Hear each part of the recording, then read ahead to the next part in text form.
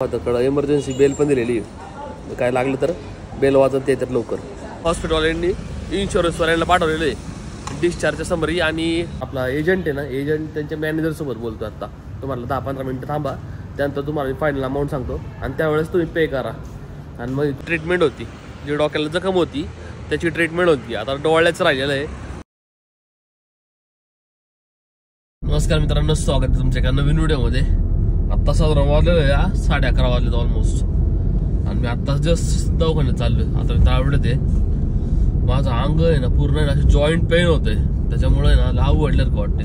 जेवढे जॉईंट्स आहे ना मग तेवढे सगळे दुखतात. सांधे वाताचा आजार असल्यामुळे ना ज्यावेळेस आवड येतं ना त्यावेळेस मग 100% दुखतं इथे. त्यामुळे लेट उठलो जरा मी.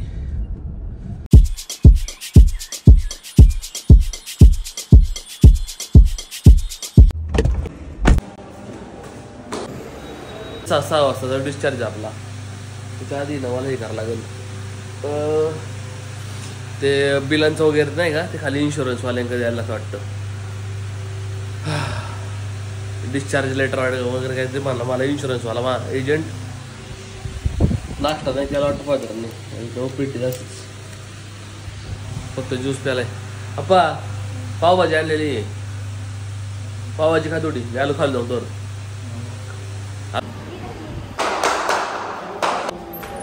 डिस्चार्ज घ्यायचा ना त्याचा नेमका ऑफिस खाली बेसमेंटला इथं या साईडला. 1 hour later. आता हे म्हणतात की यांच्याकडे फाईल वगैरे नाही आलेली, जिथून ज्या फ्लोअरमधून आहे ना ॲडमिट आहे ना त्या फ्लोअरचे सिस्टर असतात तिथं, तिथून यांना फाईल होती. जसं फ्लोअरला आलतो ना, या फ्लोअरला यांना सिस्टर विचारलं की तुम्ही बिलिंग फाईल वगैरे कधी सबमिट करणार आहे. बिलिंग फाईल आणि डिस्चार्ज असतो ना त्याचं लेटर आपल्याला कधी भेटणार आहे. ते म्हणले 3 वाजेपर्यंत आपल्याला भेटू शकतं. रात्रीचा डोस बाकी आहे, त्याचे मेडिसिन त्यात टाकायला लागते बिलिंग फायलिंगमध्ये. आणि मग आपल्याला डिस्चार्ज लेटर भेटेल.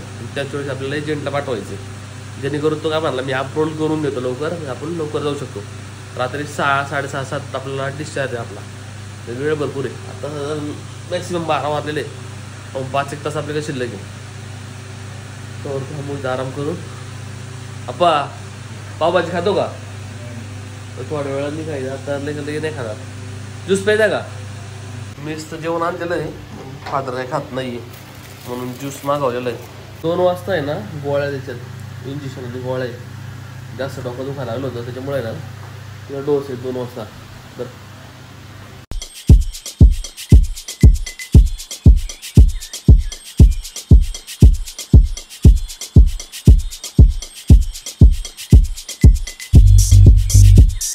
आत्ता साधारण 2 वाजलेले आहे. आपण ऑर्डर केले पनीर चिल्ली कॉफी.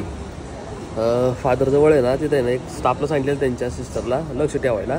आणि त्यांच्याकडे ना फादरकडं इमर्जन्सी बेल पण दिलेली, काय लागलं तर बेल वाजत येतात लवकर. शनिवार असल्यामुळे इथं पण हॉटेल पण जास्त गर्दी आहे. शनिवार आहे त्याच्यामुळे जास्त गर्दी आहे. शनिवार रविवार तर क्राऊड असतं जास्त. माझा डोकं आहे ना सर्दी आणि घसा दुखा लागला आहे. मी गोळ्या घेतल्यात, खाऊन गोळी घेऊन परत दवाखान्यात जायचं मला. फादरने अजून काही खाल्लेलं नाही, थोडं काहीतरी ज्यूस पाजला मी. बघू 3 वाजता आपल्याला जेवण चारा लागेल काही ना काहीतरी. पावभाजी आणलेली करून मी ती चारू. साधारण 6:30-7 नंतर आपला डिस्चार्ज होईल. मग आज फाईल अजून क्लिअरन्सला नाही गेली, त्यांनी सांगितलं नाही मला अजून. ते काय म्हटले फाईल क्लिअरन्सला गेली ना की आपल्याला डिस्चार्ज लेटर देतील, त्यावेळेस आपल्या कळन. आपल्याला एजंट पाठवायचे डिस्चार्ज लेटर.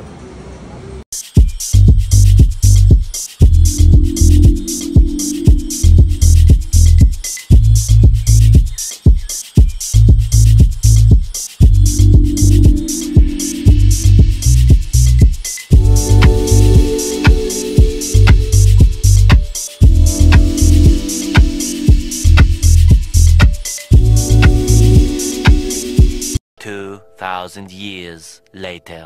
साधारण आहे ना 6 वाजलेलं आहे. आपल्या डिस्चार्जच्या समरी यांनी ना हॉस्पिटलवाल्यांनी इन्शुरन्सवाल्यांना पाठवलेलं आहे डिस्चार्जच्या समरी. आणि मागे बिलिंग वगैरे सगळं पाठवलं त्यांनी. ते म्हणले अप्रुव्हलला साधारण 2 ते 3 तास लागतील सारेलच्या इन्शुरन्सला. तर तोवर म्हणलं मग फादर नाही 1 ग्लास दूध प्याला आणि मग मी कॉफी पिऊन आलो. मग आता 2-3 तास अजून अप्रुव्हलला लागते नाही इथं साधारण.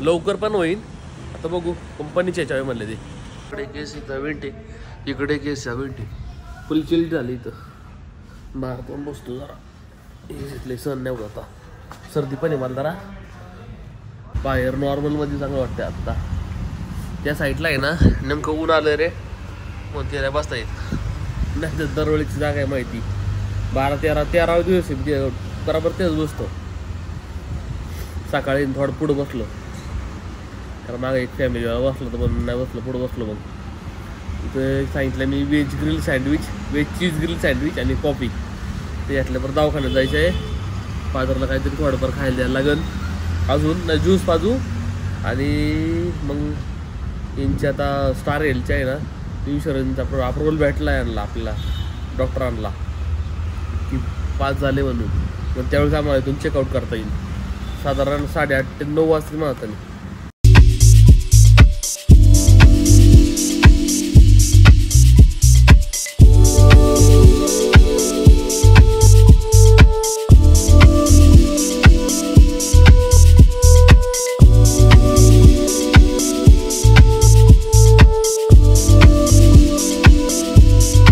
हॉस्पिटलची ते बिलिंग करतात ना तिथं आलो आहे नेमकं आपल्या इन्शुरन्सवाल्याला पण फोन लावला होता तिथे म्हणले टोटल अमाऊंट काढली यांनी किती भरायचे वगैरे त्यात पण 8,500 रुपये आपले मायनस होणार आहे ते फक्त इन्शुरन्स आपला एजंट आहे ना एजंट त्यांच्या मॅनेजरसोबत बोलतो आता तुम्हाला 10-15 मिनटं थांबा त्यानंतर तुम्हाला फायनल अमाऊंट सांगतो आणि त्यावेळेस तुम्ही पे करा आणि मग इथून चेकआउट करू शकता ऑलमोस्ट आत्ता 6:30 वाजलेले म्हणजे 7 वाजायला आलेले आत्ता वर फक्त फादरकडे जाऊ आता काही खाल्ले का नाही बघायला लागेल नाही ज्यूस ऑर्डर करायला लागेल एक कारण सकाळ धरून आहे ना जेवण वगैरे जेवलेलं नाही फादरनी इथं काही 5 मिनिट लागेल फक्त आपल्याला पे करायला हे 15-20 मिनिटं थांबायला लागेल अप्रोलला आणि त्यानंतर पे करायच्यात 2000 years later आता जस्ट मेडिकलमधून गोळ्या घेतल्यात इथं गोळ्या आहे फादरचे MRI सगळं आहे साधारण अर्धा तास लागेल आपल्याला इथून निघायला चेकआउट करायला एक सलाईन अजून लावलेली आहे एक सलाईन अजून चालू आहे साधारण तिला लागून अजून अर्धा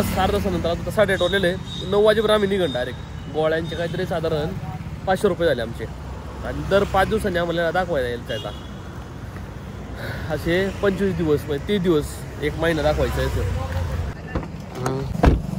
या हॉस्पिटलमध्ये फक्त ना आपल्याला डोक्याची ट्रीटमेंट होती जी डोक्याला जखम होती त्याची ट्रीटमेंट होती आता डोळ्याचं राहिलेलं आहे डोळ्यांचा आपला एक मित्र आहे यादव डॉक्टर त्यानंतर घरी गेलो नंतर आहे ना त्यांची ट्रीटमेंट चालू होणार डोळ्याची सेपरेट कारण डोळ्याचा जो पडदा आहे ना राईट साईडच्या डोळ्याचा तो डॅमेज झालेला आहे त्याच्यामुळे त्याची ट्रीटमेंट वेगळी चालू होईल आता अजून अर्धा तास लागेल मी गाडी पैसे थांबलो आहे कॉफी पिऊ आणि मग जाऊ मग साधारण 9 वाजता आपल्याला चेकआउट करायला